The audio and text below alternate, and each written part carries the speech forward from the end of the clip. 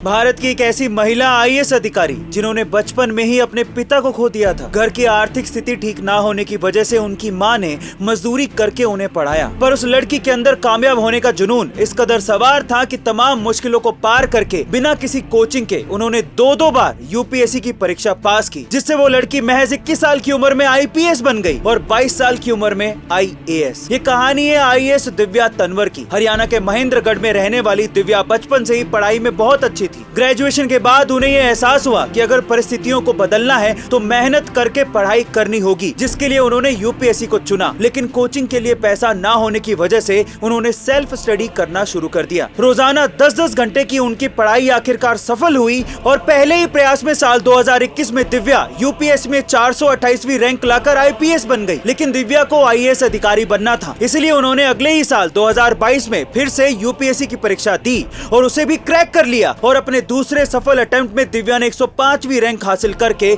IAS का पद हासिल किया। भारत के एक ऐसे आईएएस अधिकारी जिन्होंने वाराणसी की सड़कों पर भीख मांग रहे 700 से ज्यादा बच्चों को उनके परिवारों से मिलाया। कौन है ये आईएएस अधिकारी और उन्होंने कैसे किया ये कारनामा, चलिए जानते हैं। हरियाणा के रहने वाले आईएएस अधिकारी हिमांशु नागपाल जी की जब वाराणसी में एसडीओ के पद पर पोस्टिंग हुई तो एक विजिट के दौरान उनकी नजर सड़क पर भीख मांग रहे एक बच्चे पर पड़ी। उस बच्चे से पूछताछ करने पर पता चला कि शहर में ऐसे कई बच्चे हैं जो माँ बाप के साथ वाराणसी तो घूमने आए थे, लेकिन किसी कारण से उनसे बिछड़ गए और अब सड़कों पर भीख मांग रहे हैं। जिसके बाद आईएएस हिमांशु जी ने इन बच्चों को उनके परिवारों से मिलाने के लिए मिशन मुस्कान शुरू किया, जिसके तहत उन्होंने 60 पुलिस अधिकारियों की 12 टीमें बनाई और रेलवे, बस स्टेशनों, फ्लाईओवरों, घाटों और मंदिरों से बच्चों की पहचान करना शुरू कर दिया। और इस तरह से उन्होंने 700 से भी ज्यादा बच्चों को उनके परिवारों से मिलवाकर उन परिवारों की खुशी फिर से वापस लौटा दी। इन बच्चों के लिए और उनके परिवारों के लिए ये आईएएस किसी भगवान के रूप से कम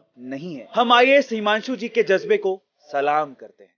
गुजरात की एक महिला जो कभी 1 रुपए के लिए लोगों के घरों में पानी भरा करती थी, 5 साल की उम्र में उनके पिता का उनसे साथ छूट गया था और 4th क्लास के बाद पढ़ाई भी छूट गई थी। लेकिन परिस्थितियों से दो हाथ करने की हिम्मत उनकी कभी नहीं गई, जिसके चलते आज वो शार्क टैंक और कौन बनेगा करोड़पति जैसे मंचों तक पहुंच गई। ये कहानी है गुजरात के कच्छ जिले में रहने वाली पाबीबेन रबारी की।